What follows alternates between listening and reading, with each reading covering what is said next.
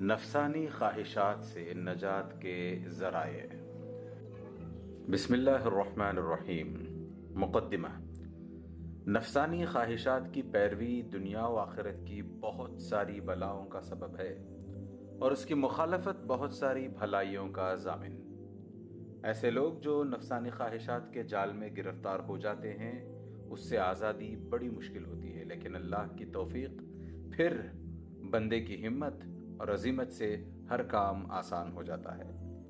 زیر نظر رسالہ علامہ ابن القیم رحمہ اللہ کے افادات علمیہ میں سے ہے، جس کے اندر خواہشات کے دام فریب میں گرفتار لوگوں کے لیے انتہائی مؤثر، دلکش اور شگفتہ اسلوب میں 50 علاج تجویز کیے گئے ہیں۔ علامہ کا نام لے لینا ہی کسی تحریر کی قیمت و افادیت بتلانے کے لیے کافی ہے۔ اردو داں طبقے کے استفادے کے لیے اسے اردو کے قالب میں منتقل کیا گیا ہے، نیز موضوع کی تفہیم و تسہیل کی خاطر عناوین کا اضافہ کیا گیا ہے۔ اللہ تعالیٰ سے دعا ہے کہ مولا کریم زیر نظر رسالے کے مؤلف، مترجم اور اس کی نشر و اشاعت میں معاون تمام افراد کو جزائے خیر سے نوازے، آمین۔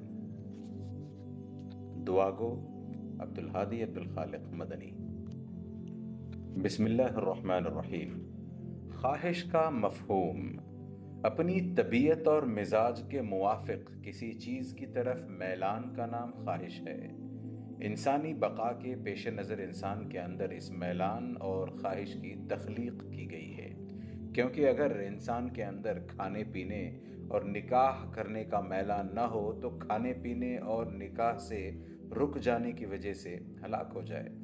خواہش انسان کو اپنا مقصد و مراد حاصل کرنے پر آمادہ کرتی ہے، جیسا کہ غصہ و غضب انسان سے اذیت رساں چیزوں کو دفع کرتا ہے، لہٰذا خواہش نہ ہی مطلقاً قابل مذمت ہے اور نہ ہی مطلقاً قابل تعریف، جیسا کہ غضب ہے کہ نہ وہ مطلقاً مذموم ہے اور نہ ہی مطلقاً محدود، بلکہ خواہش یا غضب دونوں کی برائی میں قدر تفصیل ہے۔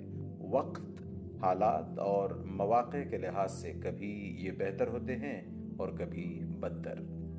خواہش کی مذمت کیوں؟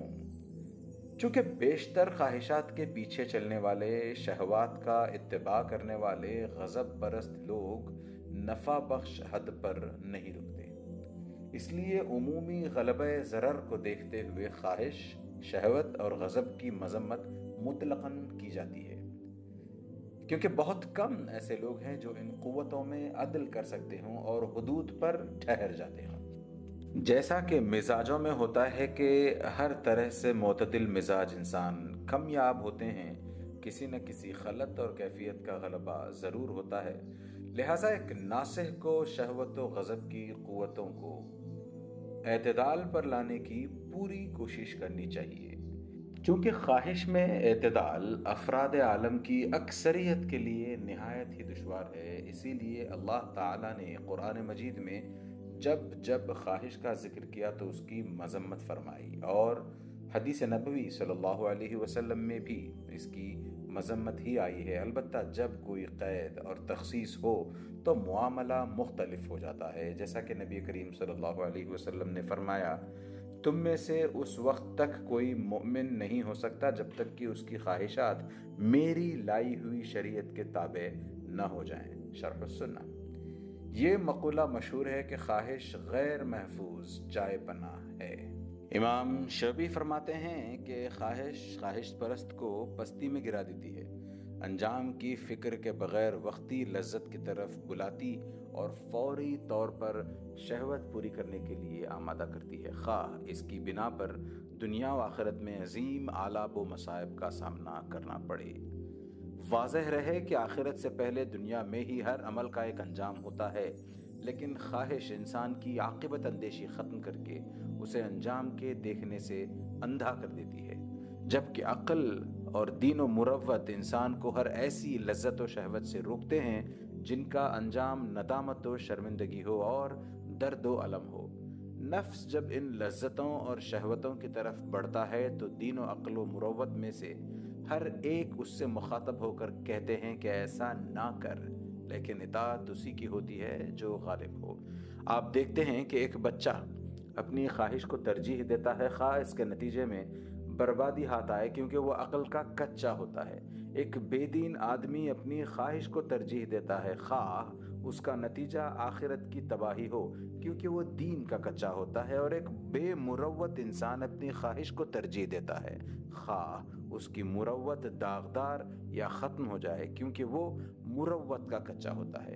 امام شافعی رحمہ اللہ کا یہ قول سنہرے حروف سے لکھنے کے قابل ہے کہ اگر مجھے معلوم ہو جائے کہ ٹھنڈا پانی پینے سے میری مروت میں خلل پڑے گا تو میں اسے نہیں پی سکتا۔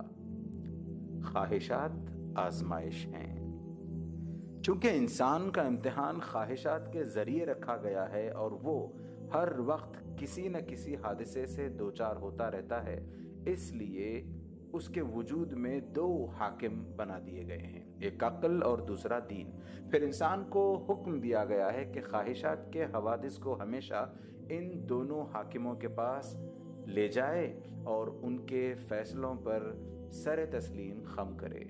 انسان کو چاہیے کہ ایسی خواہشات کو بھی دبانے کی عادت ڈالے جن کا انجام مأمون و محفوظ ہو، تاکہ اس میں اذیت ناک انجام والی خواہشات کے چھوڑ دینے کی قوت پیدا ہو۔ خواہشات کی غلامی سے نجات کیسے؟ اگر یہ سوال کیا جائے کہ اس شخص کے نجات کی کیا صورت ہے جو خواہشات کا غلام بن چکا ہے، تو اس کا جواب یہ ہے کہ اللہ کی توفیق اور مدد سے آئندہ سطور میں ذکر کیے گئے چند امور کے اپنانے سے اس کی نجات ممکن ہے۔ آزادانہ عزیمت۔ نمبر 1، ایسی آزادانہ عزیمت جس میں اپنے نفس کے موافق و مخالف غیرت موجود ہو۔ نمبر 2، صبر کا تلخ گھونٹ۔ صبر کا تلخ گھونٹ جس کی تلخی گوارا کرنے پر اس گھڑی اپنے نفس کو آمادہ کر سکے۔ نفسانی قوت۔ نمبر 3، وہ نفسانی قوت جو اس تلخ گھونٹ کے پینے پر حوصلہ افزائی کرے۔ در حقیقت شجاعت ایک گھڑی کے صبر ہی کا نام ہے، اور وہ زندگی کتنی پرکیف زندگی ہے جسے بندے نے اپنے صبر سے پایا ہو۔ 4، عاقبت اندیشی۔ حسن عاقبت اور خوش انجامی کو پیش نظر رکھنا اور اس کو تلخی کا علاج سمجھنا۔ 5، لذت و الم کا موازنہ۔ اس بات کو مد نظر رکھنا کہ خواہشات کی لذت سے وہ تکلیف اور سزا کہیں زیادہ ہے جو اس کے نتیجے میں آتی ہے۔ نمبر 6، اپنے مقام و مرتبے کا خیال۔ اللہ کے نزدیک اور اس کے بندوں کے دلوں میں موجود اپنے مقام و مرتبے کو بچانے کی کوشش کرنا، کیونکہ یہ چیز خواہشات کی لذت سے بہت بہتر اور زیادہ سود مند ہے۔ نمبر 7، پاک دامنی کی مٹھاس کو ترجیح۔ عفت و پاک دامنی کی لذت و مٹھاس کو گناہ و معصیت کی لذت پر ترجیح دینا۔ نمبر 8، شیطان کی عداوت۔ اس بات پر خوش ہونا کہ اپنے دشمن یعنی شیطان پر غلبہ حاصل کر لیا اور اسے غیظ و غضب اور فکر و غم کے ساتھ ناکام و نامراد واپس کر دیا اور اس کی امید اور آرزو پوری نہ ہو سکی۔ معلوم ہونا چاہیے کہ اللہ تعالیٰ کو اپنے بندے سے متعلق یہ بات بہت پسند ہے کہ وہ اپنے دشمن کی ناک مٹی میں ملائے اور اسے غصہ دلائے، جیسا کہ قرآن مجید میں ارشاد باری تعالیٰ ہے، بسم اللہ الرحمن الرحیم، وَلَا يَطْعُونَ مَوْطِئًا يَغِيظُ الْكُفَّارَ وَلَا يَنَالُونَ مِنْ عَدُوٍّ نَيْلًا إِلَّا كُتِبَ لَهُمْ بِهِ عَمَلٌ صَالِحٌ۔ سورۃ التوبہ آیہ نمبر 120۔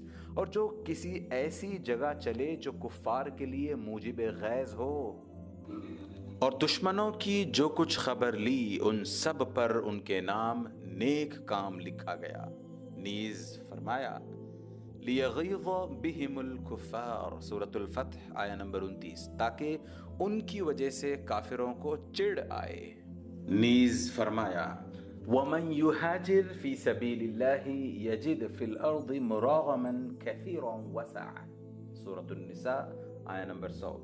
جو کوئی اللہ کی راہ میں وطن کو چھوڑے گا وہ زمین میں بہت سی قیام کی جگہیں بھی پائے گا اور کشادگی بھی۔ قیام کی جگہوں سے مراد وہ جگہیں ہیں جن کے ذریعے اللہ عز و جل کے دشمنوں کی ناک مٹی میں ملا سکے۔ سچی محبت کی علامت یہ ہے کہ محبوب کے دشمنوں کو مبتلا غیظ کیا جائے اور ان کی ناک خاک آلود کی۔